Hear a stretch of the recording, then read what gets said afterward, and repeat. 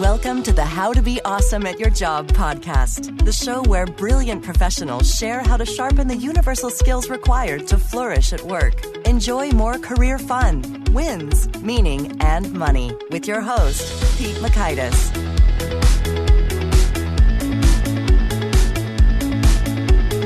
Hello, and thanks so much for joining us here for episode 131 with Dr. Ray Hull. Ray is an expert on speech and speech disorders and has taught and published a ton in this world.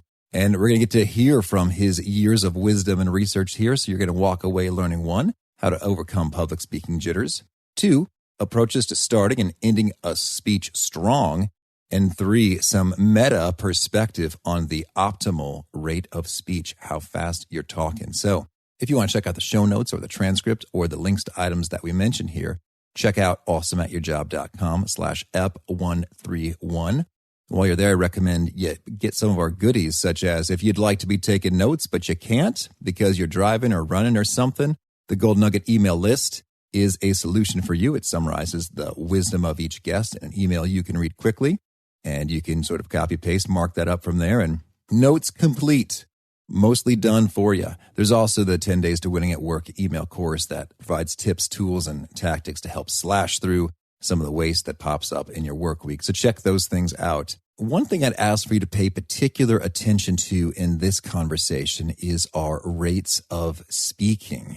You'll note that we operate perhaps at some different extremes here, with Dr. Ray operating at a lower rate of speech in terms of words per minute, and me at a higher rate of speech, which got me all curious. So our transcriptionist went ahead and took some extra time to take a look at segments from Ray and from myself and from Walter Cronkite, and I pulled some other stuff in for the TED Talkers and to see what that range looks like. So we're going to reflect on that at the after portion of this interview, so you can get a feel and listen for, which rate of speech jives with me? What's too fast? What's too slow? How would I like to hear it? I know some listeners, I've learned from our listener chats, shout out to Beth, listen to this podcast at 2x speed. I thought, wow, can you even understand me, a fast talker, at 2x speed? She said, yeah, it's totally cool. Anyway, just listen for that and reflect. And if you're not even digging this conversation, well, you can skip to the end to hear that part of the reflection, and then you got that takeaway there. So you will not leave empty-handed. Here's Ray's story. Ray H. Hull, PhD, is a professor of communication sciences and disorders neuroscience at the College of Health Professionals at Wichita State University. He's the CEO and president of Communications Solutions, Inc. He's authored 14 books on the art of communication and disorders of communication. Over 600 presentations on communication, the art of, at conference in the U.S., Europe, Canada, and South America, and over 70 professional articles with numerous national awards for his professional service, including the Public Health Service Award for service on behalf of persons with communicative disorders, Fellowship of the American Speech Language Hearing Association, Distinguished Scholar at both the University of Colorado and Wichita State University, Who's Who Among America's Educators, the Red River Award, and many others. Here's Dr. Raymond Hull. Ray, thanks so much for joining us here on the How to Be Awesome at Your Job podcast. Well, it's good to be here.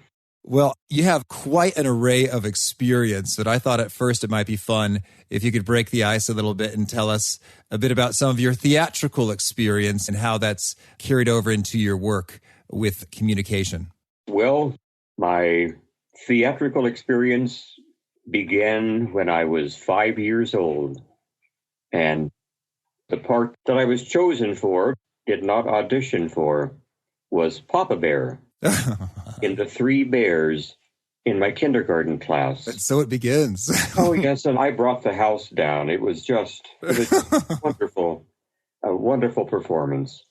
But really, I've been in many of the Shakespearean plays. I was Iago in Othello. I was Hamlet in Hamlet. I even won the Oscar for the Best Actor my freshman year in college at Ottawa University. And I love the theater. I love being on stage, or I love being backstage too. But I love being on stage. I tell my audiences that if you give me a spotlight, a stage, and a good microphone, I'm a happy boy. Oh, that's good. Well, your microphone sounds pretty good here today. Well, for most of my life, I was a severe stutterer. I couldn't say my name. I couldn't say hello on the telephone. Oh, I would be embarrassed innumerable times as I tried to ask a young lady out on a date when I was in high school, and she would look at me with this sort of a understanding look that made me feel awful. But on stage, I was told by a director at one time that I could have the lead in a play that I really wanted to be the lead in, if I promised not to stutter. And that's one of the worst things that you can tell a stutterer, because it's like saying, in 5 minutes, we're going to ask you your name. And by that time, you have fallen apart and are groveling on the floor, trying to get the first sound out. But I think that those years of severe stuttering has given me an outlook on the process of human communication that is unique. And I'll tell you sometime how I stopped stuttering. Good. Well, so now tell us, you also work with many folks who have communication disorders, and you're sort of one of the foremost authorities on that topic. I'd like to get your perspective on how, your own stuttering experience and working with those who have some of these communication disorders has illuminated, what's going on in the brain when it comes to communicating well or not so well. That's a really tough question. Jim Stovall and I are in the process of writing another book for the series. It's called The Art of Learning. And I've been working on a chapter called The Neuroscience of Communication.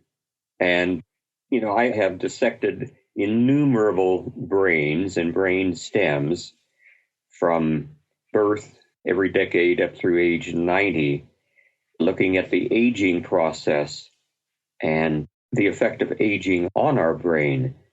But when you consider the fact that our brain consists of somewhere around 100 billion nerve cells, or there's actually storage and processing cells that interact with each other by way of approximately 1 quadrillion, if you can imagine that number, transmitting connectors or synapses that interconnect each of those neurons or each of those brain cells.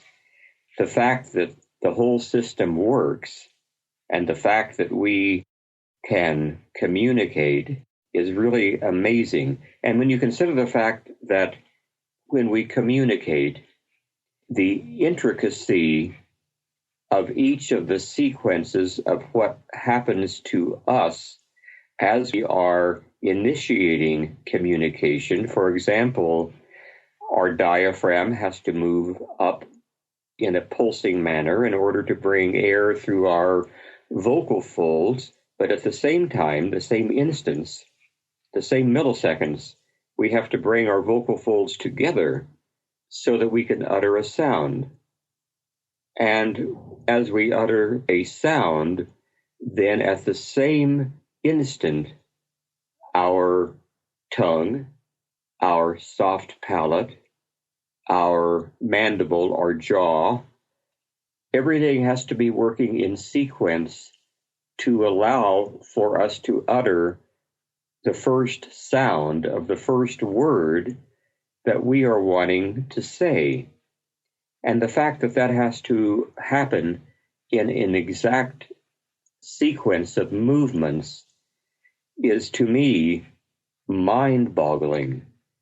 And as we look at that sequence and that complexity of that whole system, it's a wonder that we can communicate, because at exactly the same moment, our brain has to call up the words that we intend to say, and then our vocal mechanism, our larynx and our vocal folds and our tongue and soft palate and lips and all that it takes to articulate sounds have to be moving in order to utter those words.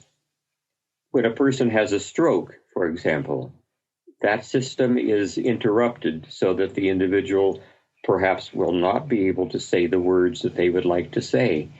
A stutterer, as I was, is unable to call up the movements in sequence so that we can utter the first sound, and then perhaps after uttering the first sound, there are repetitions and more repetitions that just do not allow us to utter the words that we would like to.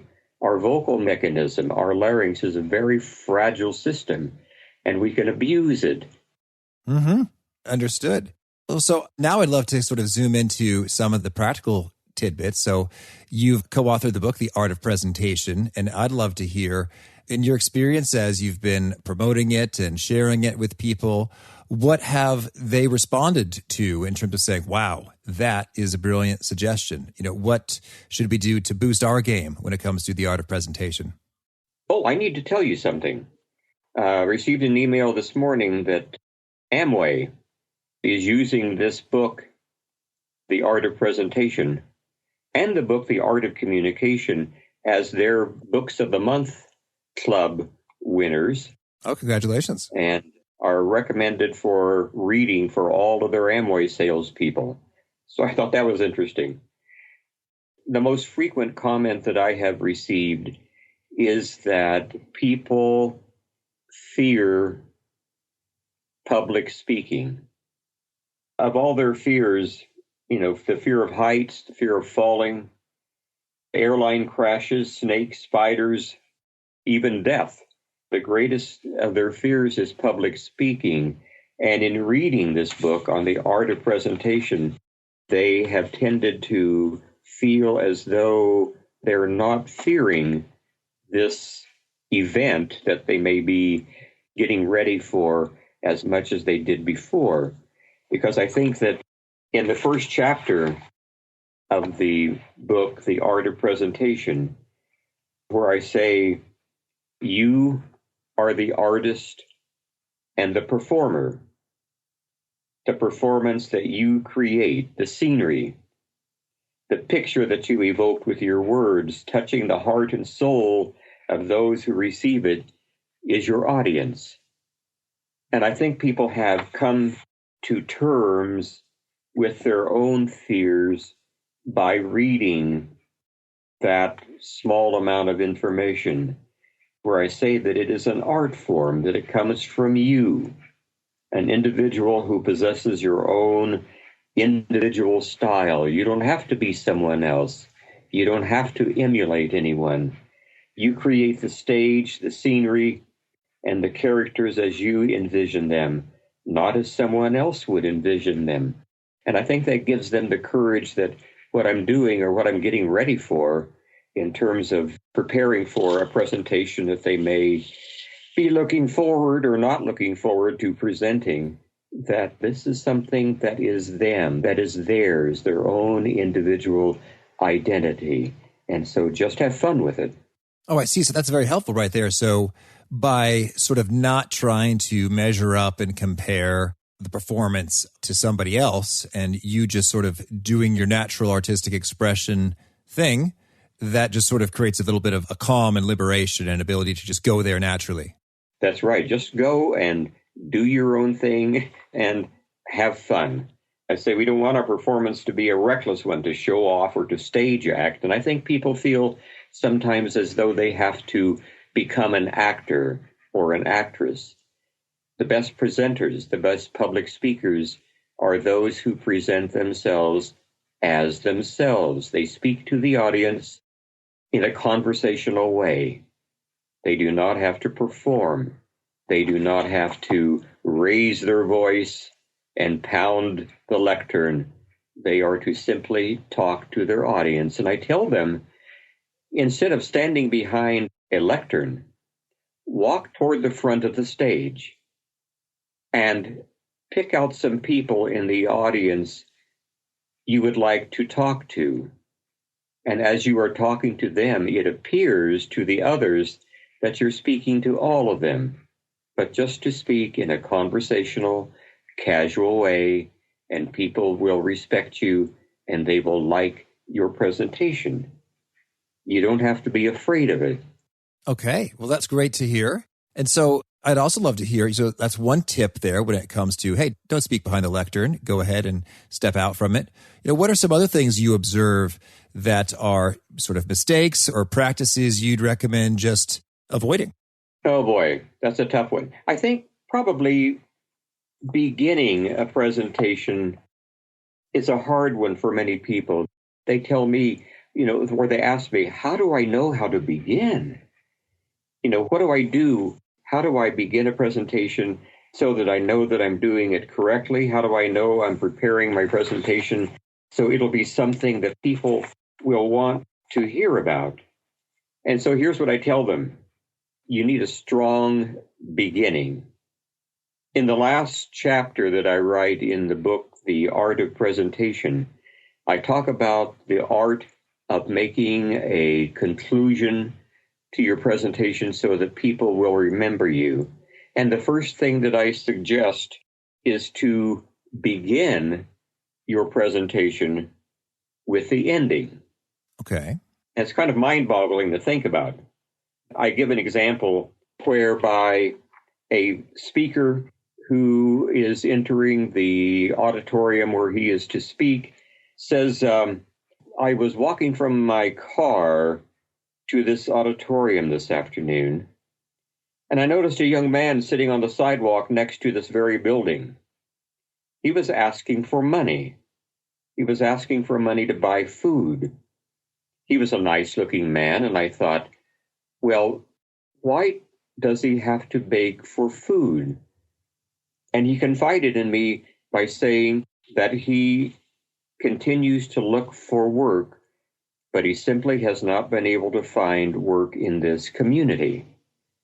And that's a lot better introduction to a presentation because you have grabbed your audience, you're telling them a story, something that happens to you. Of course, not every presentation is going to be waiting for you outside of the building to use as an example, but it's a lot better introduction to a presentation than something like, this afternoon I have come to discuss the future of our city. Well, within about 15 minutes, you're going to hear snoring from the audience. But that same illustration, whether it's an illustration that you have seen as you walked into the building or a quote, but you can conclude the presentation again then by saying that we don't want to continue our city to be one that allows for a young man to sit in front of a building on a sidewalk begging for food. Here's what we need to do. And so you can use that beginning as your conclusion also, and then you give the steps that are necessary for correcting, at least your thoughts about correcting that situation. One of the things that I tell my audiences when I'm doing workshops and presentations on the art of communication is to watch out about how you conclude your presentation. The conclusion, for example, without warning, the speaker comes to an abrupt stop and says something like, well, I think that's about all I have to say, so I'll stop there, and sits down. Right. My question is, how can a speaker think that she or he has nothing more to say? Didn't he know? Mm-hmm. I think that's all I've had to say. I hear you. Yes. Or the minister who gives a sermon, and then at the end of that hour, the final hymn is sung, and the choir is picking up their music, and the congregation is, gathering their coats, and he goes out to the congregation and says, but here's what I came to tell you today, and starts another mini sermon. People have sitting limitations, as I tell my audiences, and we need to respect their sitting limitations. Okay. Those are just a few of the things that I tell my people when I'm instructing them on the art of communication. All right. Now, I'm interested there. So when you said open with the conclusion, you're suggesting that you have the ability to have a sort of bookends, kind of wrap up continuity there with the story of the person begging. So there's that. And open with an illustration or a quote or something that hooks them as opposed to merely a preview outline. So that's good. Could you tell us then, what do you recommend in terms of identifying role models for great speakers? Like, where would you point folks in terms of saying, this is a person who really has it nailed. Watch carefully what he or she does. That's really a tough one. There are so many poor speakers that it's hard sometimes to identify really good ones. I ask my audiences, do you remember Walter Cronkite? Because too many speakers. Just last week, our College of Health Professions had a seminar that was being put on by a well-known speaker, and she was speaking, I'm sure, at a rate of well over 200 words per minute.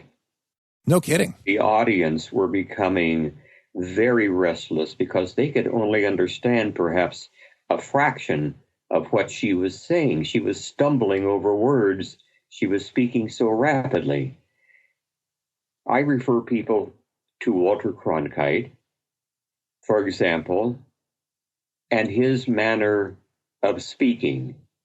He spoke at a rate of approximately 120 to 124 words per minute.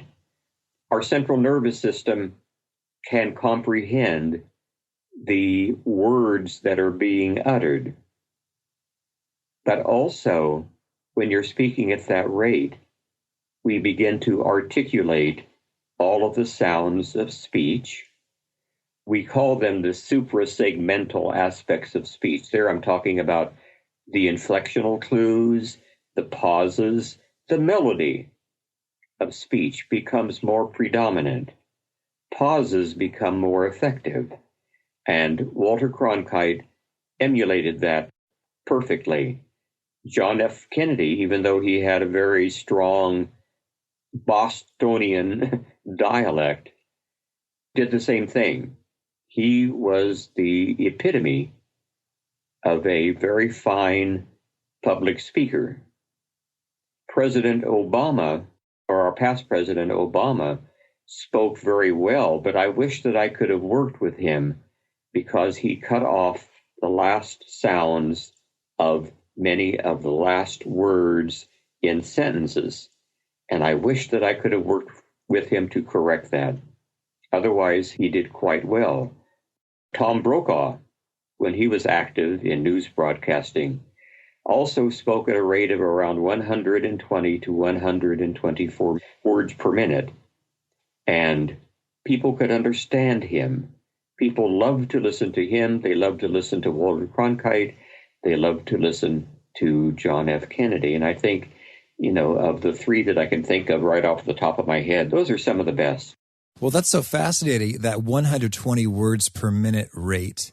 I mean, as we're speaking right now, I'm thinking, Ray is talking more slowly than most of my podcast guests. And I believe I recall that study of some TED Talks ran at about 160-ish words per minute. Yes. Maybe they're trying to make the most of their 18 minutes and getting their idea out there. So what's your take? I mean, I'm wondering a little bit if a slower rate of speech can sort of put people into maybe just a very cozy, it's almost like, oh, this is soothing. I want to be sleeping right now kind of a vibe. What's your take on terms of rate of speech and variability and the pros and cons there? Well, I'll tell you what. If people cannot understand what you're saying, then there's no reason to be talking. But it depends on how what you are saying is being presented. If you are presenting things, or you are vocally animated so that you have the rhythm, the inflection, the melody of speech down, then people are going to attend to you. If what you are saying is intriguing to them, is interesting to them, is attracting their attention, then they're not going to fall asleep on us. And you need to have the ability to interject some humor. You need to have in your repertoire of your vocabulary that you can use twists on words that is going to keep them interested. And if you have in your repertoire stories that you tell that people are interested in, then they're not going to fall asleep no matter. But you don't want to speak so slowly that you put them to sleep, but you should speak at a rate that is easily understood. Okay, good deal. Thank you. Well, so Ray, tell me, is there anything else you want to make sure we cover off before we shift gears and hear about some of your favorite things? When I was a severe stutterer, I, against my public speaking coach's wishes, I tried out for men's oratory in college when I was a senior in college. And for whatever reason, probably lack of competition, I won the local competition. Oh, great. And then I had to go on to the state intercollegiate competition, the University of Kansas, Kansas State University, other universities around the state. And I came from a small college, a small, very conservative Church of the Brethren college. And so I came from the smallest representative body at that competition. And as I drove there to Kansas State University to give my competitive oration, I was late because it was snowing.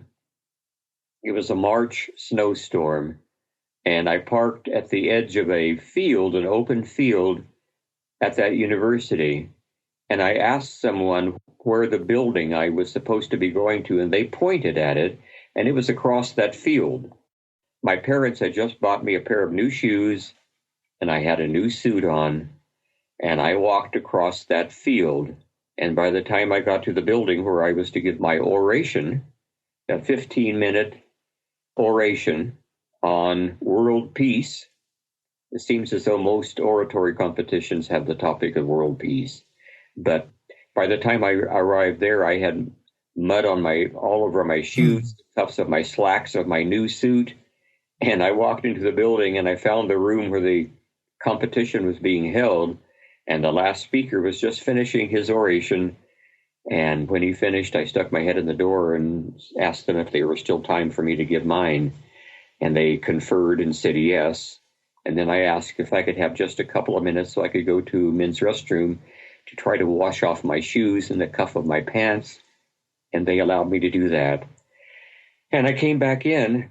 After I had done that, I still had some mud on my shoes and mud on the cuffs of my slacks. But I walked up to the front of the room, thanked them for allowing me to take the time to do that.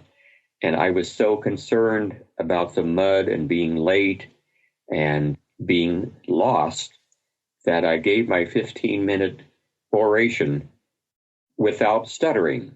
Huh? And I received a call that night. After I finished, I said thank you, and I left the room and walked back across that field and got in my car and drove the 140 miles back to our farm. And later that night, I received a call from my forensics coach, and he said, guess what? You won the state championship for intercollegiate oratory. Nice work. And, that was really the turning point in my speaking. From that time on, I was able to speak with greater clarity and without the stuttering that I had experienced throughout my whole lifetime, since I was little up to, my young adulthood. Well, thank you for sharing that story. That's good. That the different perspective in terms of what you were conscious of changed everything. And that's a pretty cool takeaway. Well, that just means that anybody can do it. Mm-hmm. Well, now could you start us off by sharing a favorite quote, something you find inspiring? A strong beginning is good, but a great ending is even better. And I think that the unknown author who composed that was probably actually referring to life, but I almost immediately related it to public speaking, that a good beginning to our presentations is important, but in order to grab the attention of your audience, a better ending gives the audience something to remember to remember you and your message. Oh, thank you. And how about a favorite tool, whether that's a piece of hardware or software or gadget or product or service, something you find really helpful for being awesome at your job? A good microphone. Okay, yes. There are too many instances in which the PA system and the microphone are not such that allow a public speaker to do their very best, to sound as good as they could otherwise. And that's one thing that I always require, even if I'm speaking to an audience of 15 people. I know I'm told, oh, you don't need a microphone for these people. Well, yes, I do, because I want them to hear every word that I am saying. And even if I have to bring my own PA system, I will have one.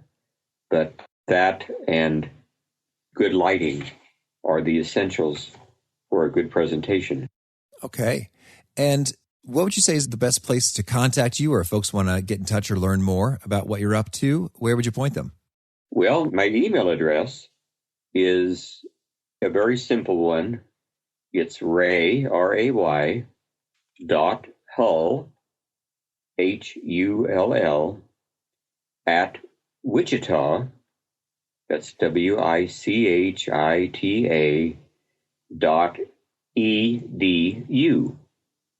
So that's ray.hull at wichita.edu.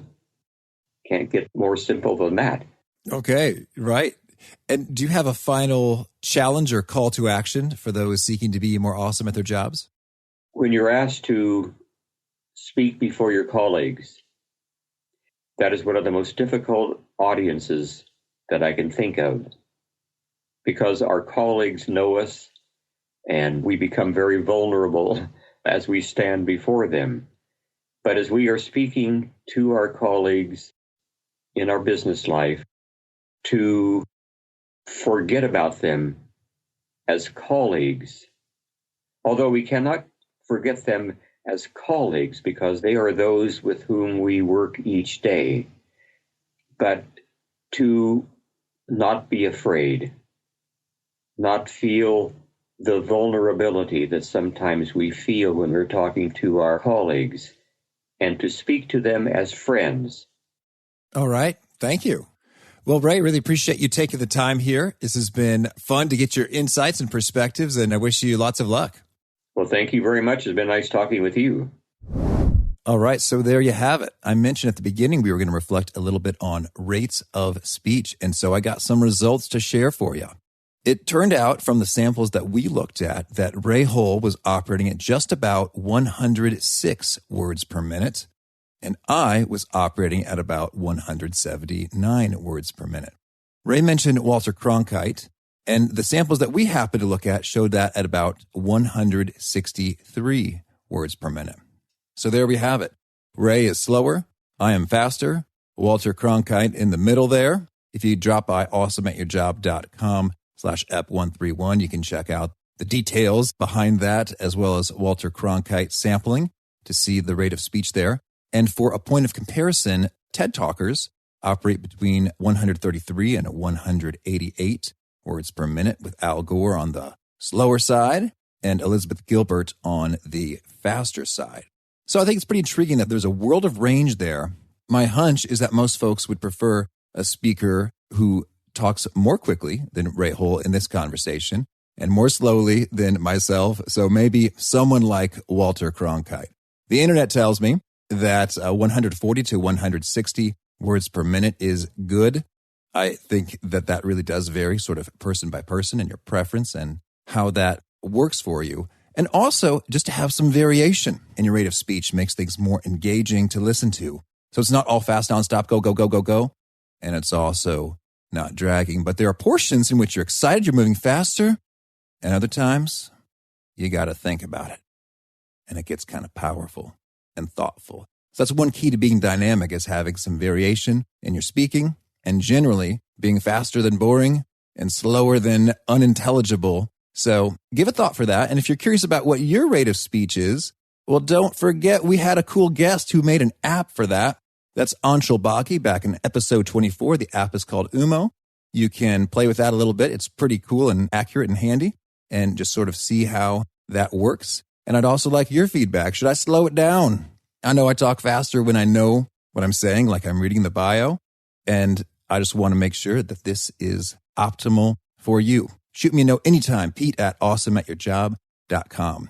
I'd also recommend you punch the subscribe button if you haven't already, so you won't miss folks like our very next guest. It's my friend Shannon Clark.